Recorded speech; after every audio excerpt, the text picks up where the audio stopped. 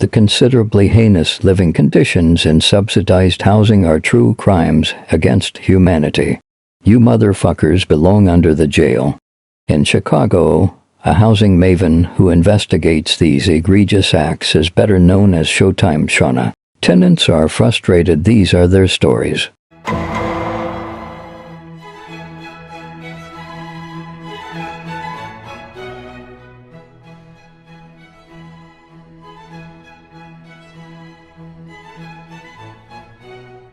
You ever touch my clothes again, I'll break your fucking arm.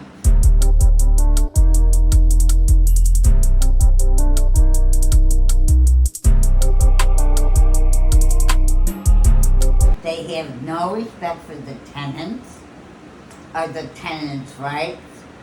They try to force things on them that are illegal. And she's referring to this.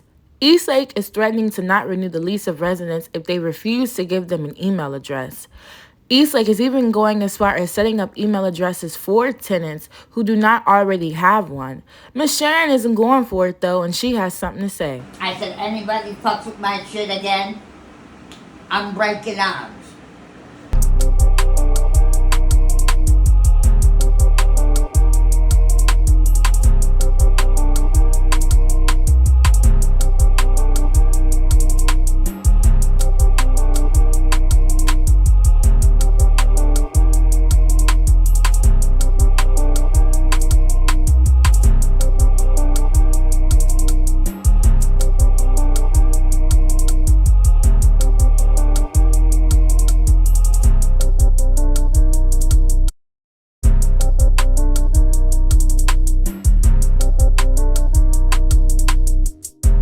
This old school Sicilian woman is only 70 years old and stands at 4'9", but she'll back you down like she was 7'2". She's feared by many in the building and has no problem going toe to toe with Eastlake. And she says management is scared of her because they know she's a witch, and they think she'll put a spell on them if they cross her. You see the reaction I get going downstairs. Miss Melendez has been a resident at Bristol Apartments for over 25 years, and she says the building conditions are worsening. So she's standing up as she should. She says the elevators are always hard to get in and out of as they have not been updated since she's been here.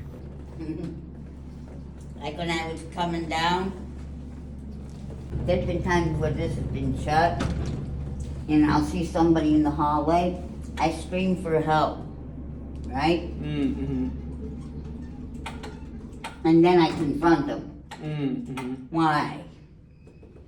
But you should see me, I'm scared to death of that stairway. So did you have to prop this door open? No, They leave that one open for you? they better. And you see the same go over before. Yeah.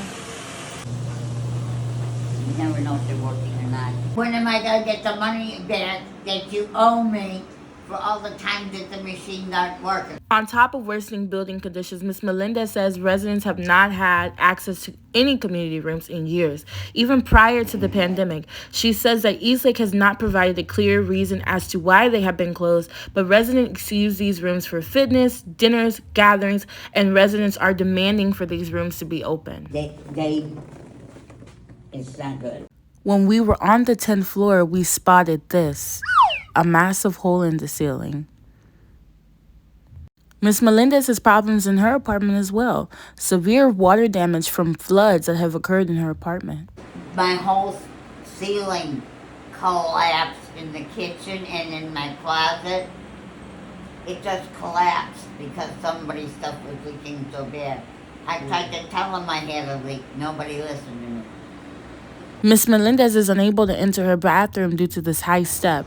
She's disabled and has to do this instead. I use the potty chair, and if I can't get off this bed, because I can't afford to buy one right now, a new box spring mattress, and take this off the risers, I have to struggle to get out of this bed, and there's a lot of times I just use the pad. I got a physical therapist that is working with me to try and get my leg up high enough. A bath nurse that comes over and gives me a sponge bath right now. She also has poor ventilation. She says Eastlake hasn't cleaned the vents in over 25 years. More water damage along her bedroom wall, broken tile, and the list goes on. And if you notice, the floors are not even. Neither are the walls. And if you look along there, you'll see water damage all along there. And there's water damage over here at the radiator. Half the time the garbage chutes are clogged up. Then people walk down the stairwells, they see cockroaches, the shit with the elevators. This is just my apartment now. Miss Melendez blames one man for these issues. Mr. Higginbottom, please. Oh, when LZ sees a message from me, he just goes like this. Because I stood toe to toe with him. When I first moved here, he first took over the building. I helped organize a tenant meeting in that. Well, we'll get you this, we'll get you that. And he said, anybody got anything to say? I said, yeah, I got something to say. If you weren't such a cheap bastard and did things right and provided what you promised, we wouldn't be having this problem. Mm-hmm. I called LZ and I said, since when did you start hiring people who don't have a half a brain cell between them? I expect to go down there, LZ said, do whatever she wants. Just let her have what she wants. Mm-hmm. They don't listen. You understand what you want to understand. Ms. Melendez is teamed up and is working with the Eastlake Tenants Union to improve the living conditions in her building. She's never been afraid to stand up for what's right and won't back down from a fight. She also knows some very influential people. I happen to be friends with Michelle and Barack Obama on Instagram. I don't know about that. Change is coming to Bristol Apartments, and we'll be there to cover it every step of the way. And Ms. Melendez says that in the end, only one person will have the last laugh. Great sight.